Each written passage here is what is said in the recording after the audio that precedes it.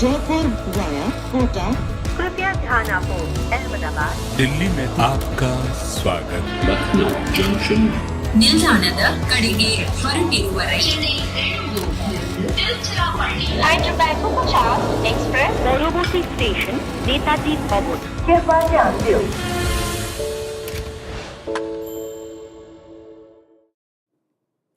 So for all of you who were watching the pre-match show, we had Lisa and Simon giving this masterclass on how you need to bowl at the Chinnaswamy, and this is exactly what Royal Challengers Bangalore have done, because they've bowled exceptionally well. 176 for 6 in 20 overs.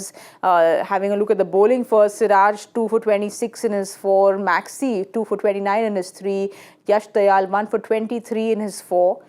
And well, we are back in Cricbuzz live, but I'm not understanding how this was a Chinnaswamy kind of a knock, Simon and Lisa, because you're so used to just those big sixes and fours and more sixes that it almost felt like, wait, what just happened? Yeah, one thing we got to hear as well was Glenn Maxwell kind of interacting with the commentators, and he said it's not your usual Chinnaswamy stadium. Obviously, he's got a bird's eye view of the pitch than we do, and it seemed like there was a little bit of variable bounce. The ball was turning a little bit as well, holding in the surface. And credit to Bengaluru, they bowled well. They listened to Simon. They bowled that back of a length. They listened to the fast bowler. And Look, said, okay, Lisa, this is next what we need year to do. the spin rule is going to change. Like I said, listen to Simon. Everyone listens can't to wait. Simon. At least it'll make a comeback if that changes. A lot of dots. I think that's what I sort of take from that whole bowling performance. Very good bowling performance, but a lot of dots. Look at 25 between the two opening bowlers, which is exceptional. Then you go down through the list, what have we got? 35, 46 dots through the innings. So that is far too many from a point of view of a batting side. The other thing it tells you about the surface is what Glenn Maxwell might have said. When the ball's coming onto the bat nicely and it's even pace, you can work the ball into the gaps. When it's a little bit holding, a little bit slower, it's harder to work those ones, especially square of the wicket, or just push and run through to the covers, because it sits in the surface a touch and it's not as easy to pick up those ones. So that amount of dot balls tells me that it may not be the type of pitch that we all thought, 203, 215, 230, 220 something. May not be quite that, but they're probably under par still, I think. But funnily, Lisa, like we could hear Maxwell on the stump mic saying he would rather not bowl, and he went and got those 2 wickets, and he was kind of the pick of the bowlers after the 2 opening bowlers. Well, thank goodness he's not a captain, right? Otherwise, he'd never bowl himself. But that surface and what he was able to do is exactly what's needed. And I actually think for Bengaluru, if they're going to be successful, they need Glenn Maxwell, the bowler, to fire. They can't just expect the one-dimensional, or should I say two-dimensional in the field, because he's a rocket arm, he saves a lot of runs. But he is a genuine all-rounder, and he has to keep being able to produce that. And I feel like the older he's got, the wiser he's got. He's understood his game. He understands his strengths and weaknesses. And I reckon because he's in this purple patch of batting, it's also flowing through from a bowling perspective as well. Well, Simon, as a fast bowler, you'll be very proud. They were 40 for 1 in the power play. Yeah. So they've really listened to what you said. They've been bowling those lengths. But if you have a look at the innings progression, it was only between the 11th to the 15th over when they went for 10 and like 950, 10 and 960. But the power play, 40 for 1. Yeah, brilliant. That good line, good length.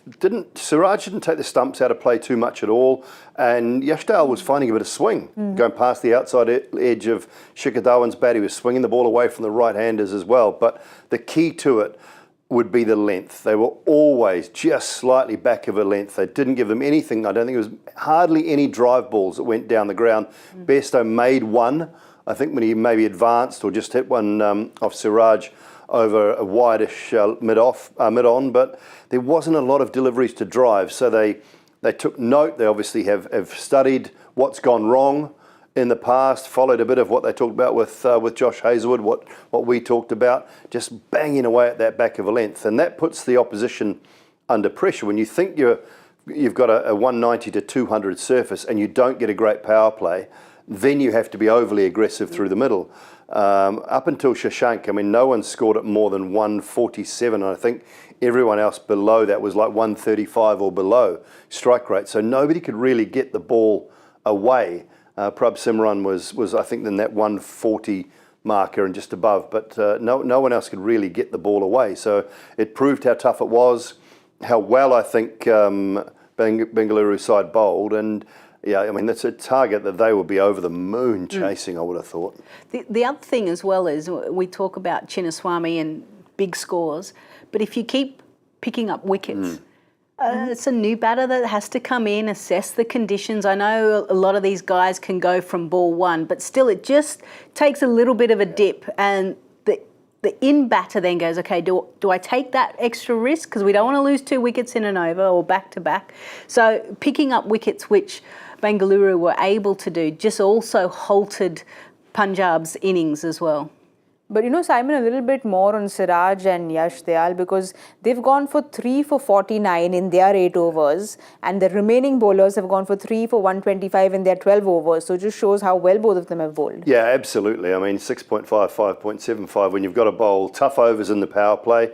I think was exceptional. Siraj's length, good pace as well. I thought they both had decent pace, but they worked the conditions out prior to getting out there. They found that line. There was a little bit of swing, just enough for Dayal. And Siraj, when he's not trying to swing the ball and he just bowls that hard back of a length, he hurries batters up. He rushes onto you a little bit more, uses his height, uses the pace that he's got, and is a clever bowler. So for him to open up well and then to come back at the end, I think the 19th over, was it the 19th that went for just 6 runs? Or 4 runs, 4 I runs. think, in the 19th, 4 runs yes. in the 19th. Superb over, picking up the wicket. So there's a lot to like about what they both did. And when you can, you know, they have to do it as well, because from a Bangalore point of view, they're stacking their side with batters, overseas batters. So they don't, you know, they can only pick one overseas bowler. So the local bowling talent has to do the job. And tonight it has done a superb job for them. Well, Lisa, a word on Anuj Rawat behind the stumps. That one catch that he took was exceptional. And, you know, the story when he was under 14, under 16, he didn't want to be a keeper because he said that just that one slot and, you know, that slot goes away. So he didn't really want to be a keeper. From there to doing what he's doing now. Yeah, and he's the first Bengaluru keeper to take 4 dismissals in an inning. So, I mean, you kind of, I think the first game kind of set him up. He started to feel comfortable. Okay, I belong. They've given him the gloves as well. So that boosts a young guy's confidence. And then to start gloving the ball well. And he seems to move quite nicely laterally as well, which, you know, they've got some good fast bowlers. So that take that he did have, I think that will be one that we'll see in the classic catches throughout this IPL tournament. But he started off well. The thing now is he's got to kind of keep it going and make sure he can switch from being the keeper to now also being the batter.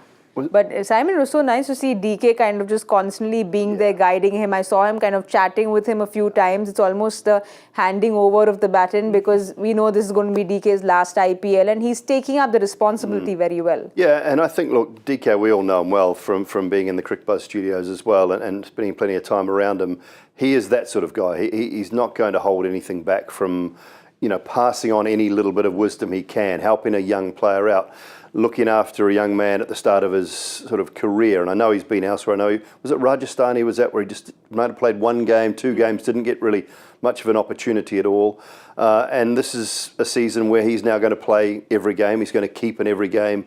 And to have a guy like Dinesh Karthik alongside you, just to pass on that wisdom, to pat your back when things are going well, to maybe have a chat when things aren't going well. And there'll be moments, there'll be times in the season where things might not go his way, but to have someone of that stature, of that capability as well. I mean, DK is a terrific wicketkeeper batter, a great human being who just has no problem passing on information and intel and helping young players and young cricketers out. And that's what you want from any senior player in a side. So, I mean, you couldn't have a better mentor than DK, I don't think, for Anuj Rawat.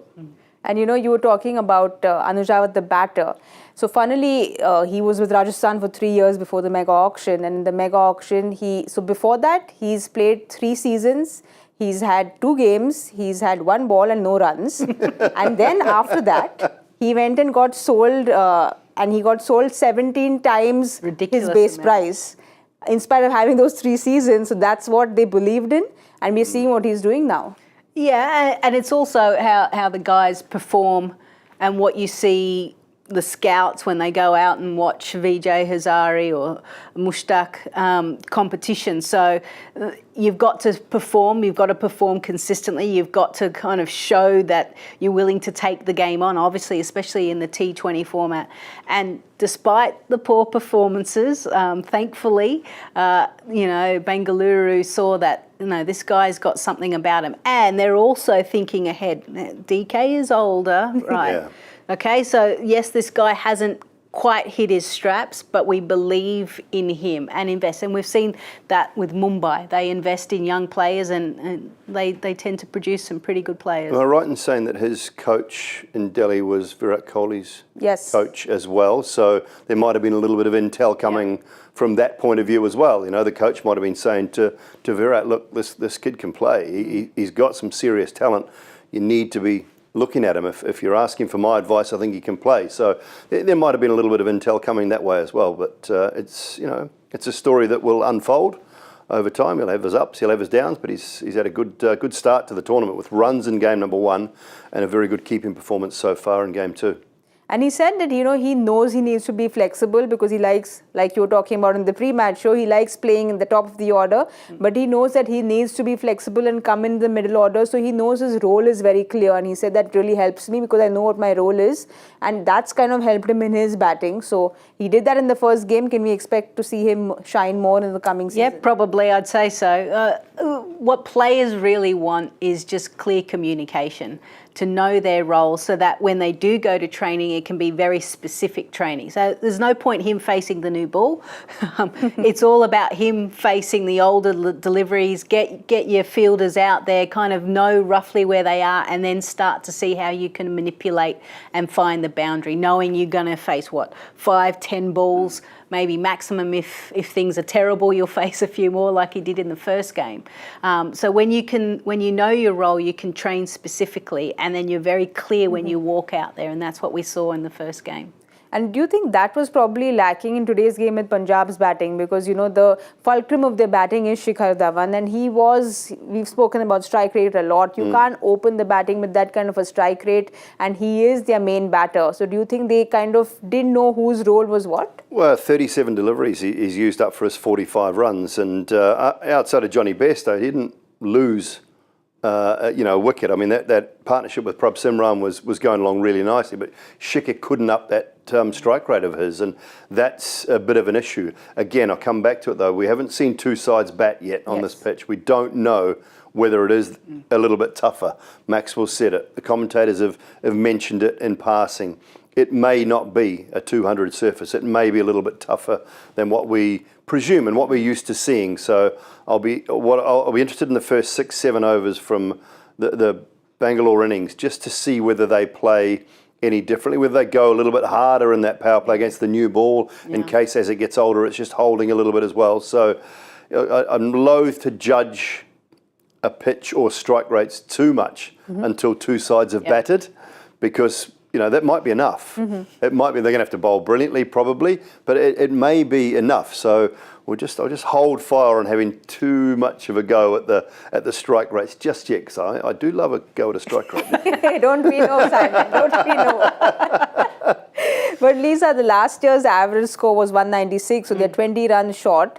Like Simon said, we don't know. Maxie's spoken about the pitch, but it just feels like a little under power. Well, it just doesn't sit right, does it? Like we're sitting and we're watching Chinnaswamy, and it's painted in red, and where's the balls flying around? It's not, But I think it had to do firstly with Bengaluru, how they bowled.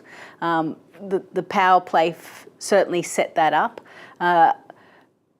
But we'll wait and see. But you're right, it just doesn't sit well, and no doubt if Bengaluru struggled to chase down these runs, I reckon there'll be conversations with the head curator going, hey, what's going on? We need the usual surface.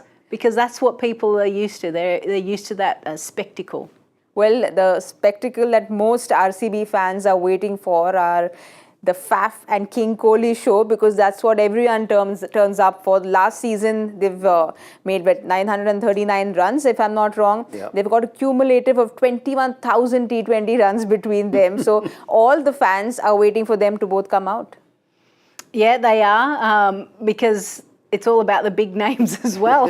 And Bengaluru have those names. So they've been waiting. And obviously, the fans have missed out seeing Virat play in the Test series. So here's a chance for them to see him live, to see what he does, chase down a total, get Bengaluru's first victory at home. Worked for the WPL side, you know, can the home ground advantage just kick on the men's side as well?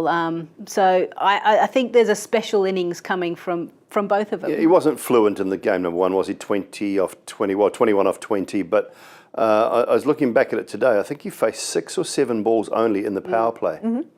So that, you know, when you're opening the batting and you only get to face the equivalent of an over in the whole of 6 overs, there's obviously rotation of strike, all of those things. You can't get into the innings too quickly. And, you know, Faf started well, just hold out in the end. But, and Virat, having been out of it, not played a game for, what was it, 5, 6, 7 weeks Yes. since he'd played a game of cricket. So, you know, you can understand a little bit of rustiness, but that's not going to last too long. So, you know, I think Punjab have to try and get him early, get him really early and make sure that he doesn't start to get a little bit of that flow back. But if they can put pressure on inside the power play, there's no reason why with that bowling attack that they can't put some pressure on. And just ask some questions of the middle order and ask some questions of the likes of DK again to maybe see what they can do, and Anuj Rawat. So that's what Punjab are needing to do. And obviously every fan dressed in red will want it completely the opposite. Well, Arshdeep is in to ask those questions and Prabh Simran is out. No surprise there, but what has surprised all of us in the studio are our guest games, because knowing that it was Chinnaswamy, we went high and we went wrong all the way, and the Hindi studio has gotten much closer than we have. So guys, we need to pull up our I know, socks. we got it. It's quite competitive between English and Hindi. It is, Isn't it? Yeah, so we go, Lisa, with the power play score. 45. Wow, okay. Yeah, they don't have to be overly aggressive because it's a lowish total to chase. Wickets in hand will be the key. I'll go a little bit above it, so I'll say 52. Okay, I'm going to go a little higher because RCB fans at the Chinnaswamy want some big sixes, big fours. So 45, 52, I'm going to go with 60. Wow. Let's wait and see if that happens. If that happens, we know we are in for an early night, but we'll just wait and watch. That's all for now. Don't forget to join us at the 10 over point at the Cricbuzz Combox. We'll see you soon. Jaipur via Kota. कृपया ध्यान आपको अहमदाबाद दिल्ली में आपका स्वागत ನಿಲ್ದಾಣದ ಕಡೆಗೆ ಹೊರಟಿರುವರೆ Hyderabad को 50 express पौरोबोती station Netaji भवन कृपया ध्यान दें